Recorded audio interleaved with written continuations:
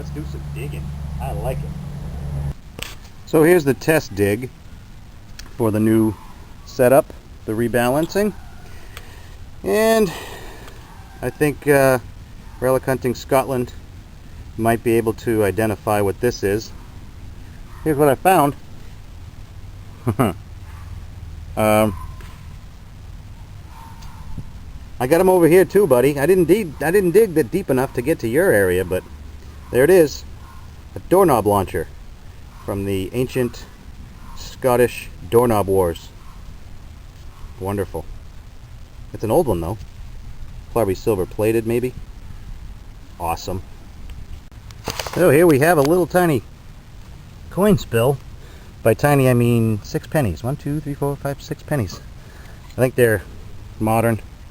There's no wheats in here. 81 and some cruddy zincs. There you go. The one thing I did notice though that's a pain in the butt with this new setup, I'm pretty good with the double decoil on a target without having to pinpoint, but when you've got 2 iron signals close to each other setting off their little signal halo, so to speak, when those 2 signals cross, it sounds like a really good coin. And you know, you do have to sort of finagle your arm over a little bit to reach the pinpoint button, so in those situations it's not so ideal. Maybe someday I'll relocate the pinpoint and put like a trigger switch right there and do it that way. But for now, I think it works pretty good. It's well balanced. It certainly doesn't weigh down on my wrist as much, you know, so I like it. So right here you can see the dirty plug. I got a mixed up signal at first, mostly because over here's iron, over here is something else down in the aluminum range. Okay,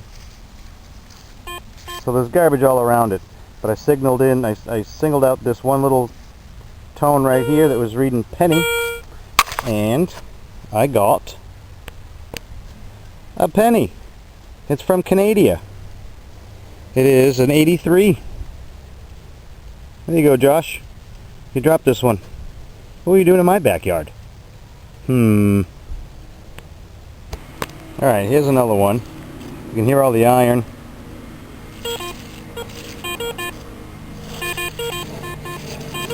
See that one little...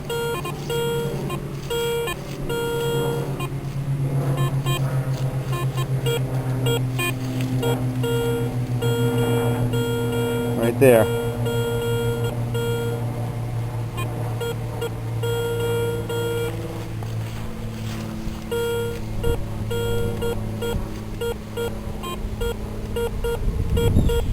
Let's see what that is. Probably junk, but being able to pick it out of all that iron is pretty cool. So it was an aluminum me hook. Another J hook. I found a bunch of these. It's just wire ties from old fencing. But not the point. I mean, over here is a rusty nail. Over here was a rusty nail. And in the middle of the two, probably 6 inches down, 5-6 inches down, was this piece of aluminum wire. Could have been a nickel. You don't ever know. But the fact that the double decoil, being that most of its power is right in this middle strip where the where this D and this D overlap right in the middle here, gives you more of a streamline sort of target area. So that's how it's able to separate better. Even though it's only on a 250, which the 250 wasn't meant for double decoil, but I figured out, hey, it works. So let's put the right plug on there and tune it to the right frequency, and here we go. Not bad. So this was giving me a clean penny signal. Down here I thought I had another spill because I was getting 2 penny signals like right next to each other. It's probably 5 or 6 inches down in this layer of weird sand type stuff underneath this loam. This little brass ornate thing. I'm not exactly sure what it is or how it goes, but the That's pretty cool. I may have sharpened my shovel too much and missed my pinpointing by about this much. Here's the front end of the car, and here's the rest of it. Damn it. It's not really old, but still, cheap Chinese metal. Here we go again. So far out of this hole, I got the eraser, the pencil eraser, and this plug. I got 2 pennies so far, and there's still more. Let's see what we get. I see another penny, so that's 3 pennies. Another coin. Cruddy like a zinkin. Yep. Another penny. 4 pennies. Wait. 5 pennies.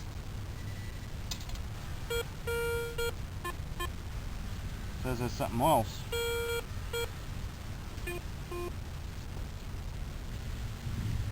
Another penny? Maybe a dime. Feels small. Nope. 88. 88 penny. 1, 2, 3, 4, another 6 coin spill. Wait. Another penny. 7. That's it. I think.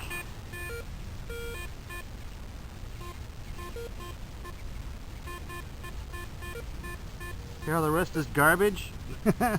7 pennies this time. Haha. Cool.